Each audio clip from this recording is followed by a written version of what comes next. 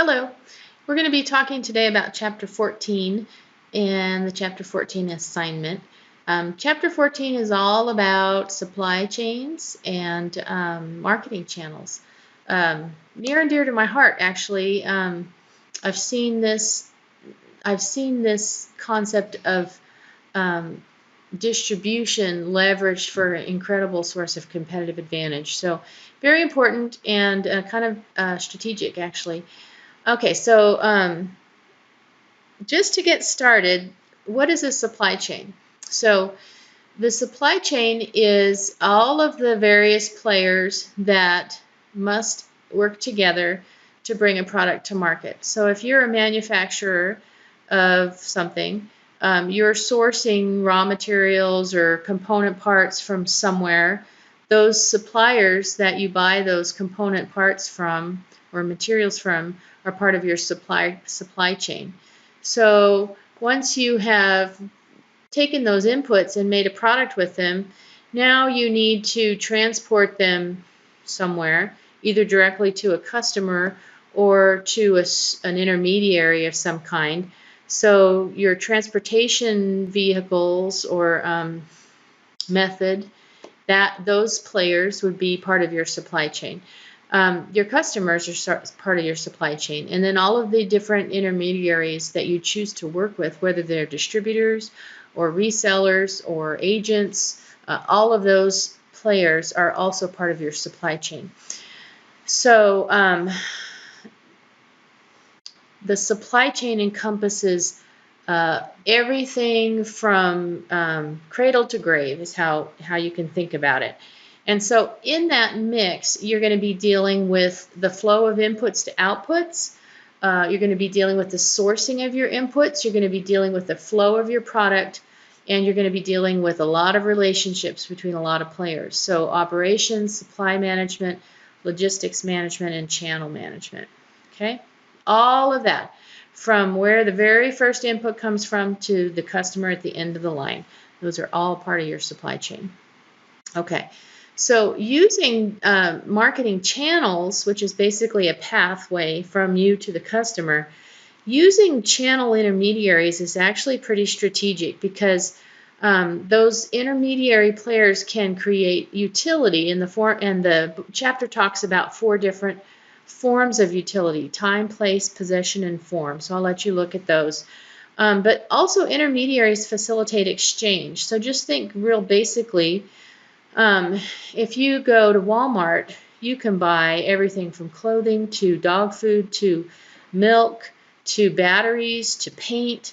And so you can go to one place to get everything you need, as opposed to going to a different supplier for each of those different kind of products. So they actually, just if you think about that one basic characteristic, are extremely useful to us as consumers.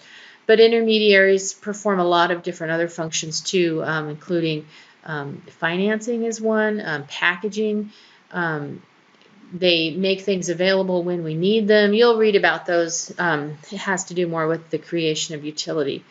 Okay, so channels can be different and have different labels to the different players between the consumer and the business products. So if you're fixing to buy a consumer product or you're fixing to market a consumer product, the way you do that will be slightly different than if you are working with a business product.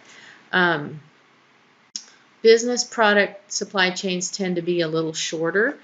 They tend to deal in, I don't know, they're harder to control. There's just some idiosyncrasies to the different, between those two products. So I'll let you read about that too. I'm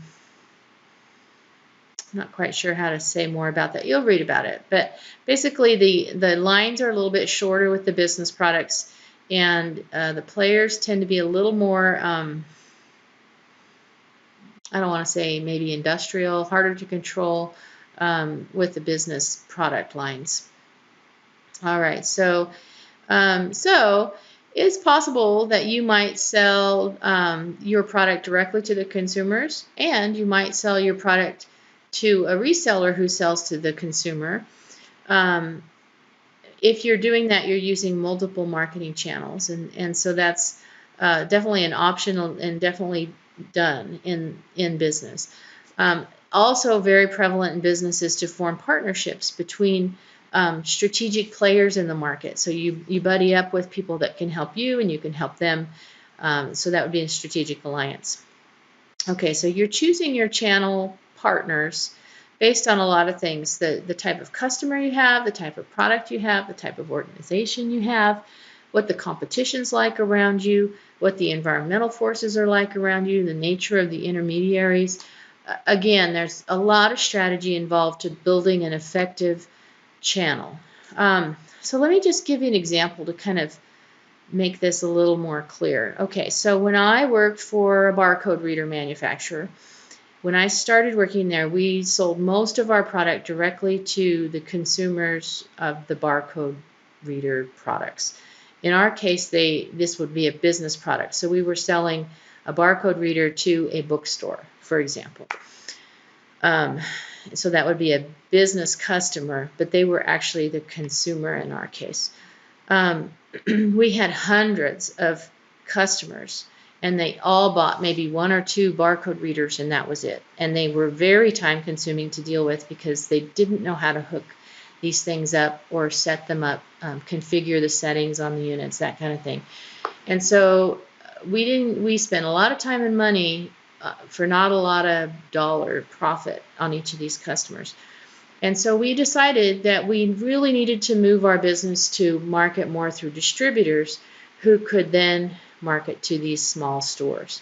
And so we went about, in fact, this was my job. My job was to identify and recruit resellers and distributors that would sell our product.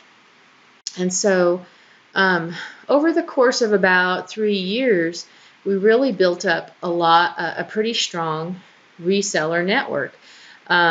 I would say distributors as well as retailers that would be more in specific markets like education or hospitals, schools, libraries, that kind of thing. And so a distributor would be somebody that would sell to a reseller that would be more in a particular market. So by creating this supply chain with these different intermediaries, we all of a sudden went from working with hundreds of customers to working with maybe 30 customers or so. And each of those 30 customers bought a much higher volume from us. They were technically savvy, so they could support each of those smaller stores with respect to customer support and technical support. We didn't have to do that for each one of those customers. So our focus could be on a higher level to develop new products, to train our resellers and distributors so that they knew our product, to build those relationships so they would market our product for us. They performed very valuable functions for us. So that's just an example to kind of show you the importance of marketing channels and strategically building a supply chain. All right, so depending on what you're marketing and what market you're playing in, you may choose an intensive market distribution or a selective or an exclusive. So know the difference between those three. So if you're selling chewing gum, you probably have an intensive distribution. If you're selling Mercedes, you probably have an exclusive distribution. Fewer distributors, smaller number of partners in your chain. Okay. Okay, so when you're dealing with these different intermediaries in your supply chain, things can get a little dicey as far as the relationships there. First of all, if you can manage to develop a strong team, it can be an incredible source of competitive advantage. But there are people in the middle of all of this, and so you're likely to have some players that are a stronger leader. They may have more power. They call it channel power. You want to try to build cooperation between these players. So imagine if you have a good relationship with your suppliers, and if you've got a sudden high demand surge, and they'll work with you to get you the inputs you need to build more product, to sell more product, there you've got cooperation in your channel, and that's definitely helpful. When you talk about channel integration, when you're talking about vertical integration, you're talking about the players down the line. So from supply to manufacturer to reseller to consumer, that's vertical integration. And you'll see that there's varying levels of ownership of that. So like if you're a Coca-Cola, you may actually own your supplier. You may own all your resellers down the chain because it gives you a lot of control to actually own all those players. Versus horizontal sort of an integration where you have multiple channels that are the same. So one example in the book was maybe you have a chain of dry cleaning stores, and so they all do the same. They all have the same sort of a chain, and they're stretched out horizontally this way. Okay, so in your channel, you're needing to deal with the flow of material. So you're talking about managing orders, you're talking about managing inventory, you're talking about handling product as it moves through the manufacture process, materials handling, moving it into and out of warehousing and getting it to your intermediary partners, and transportation. Those are all extremely critical elements to your supply chain management that you need to be sure you're what's the best word? Seriously attending to make them as efficient and effective as possible. Okay, and so finally, this chapter, the final last couple of pages of the chapter deal with legal issues. There's not a lot of attention there, but it is important because especially in this country, well, I won't say especially, but in this country and globally, we generally think that competition is a good thing, and so there is legislation that aims to foster and protect competition. And so if you find yourself in a position where you're trying to control that too tightly, you can get yourself in trouble. So take a look at those two. All right, so the assignments for chapter 14. We're going to look at the case of Taza chocolate and the distribution channels that they use. I want you to think about how those channels, first of all, what are they? What are they doing? And how do they help them? How are they leveraging their channels to their benefit?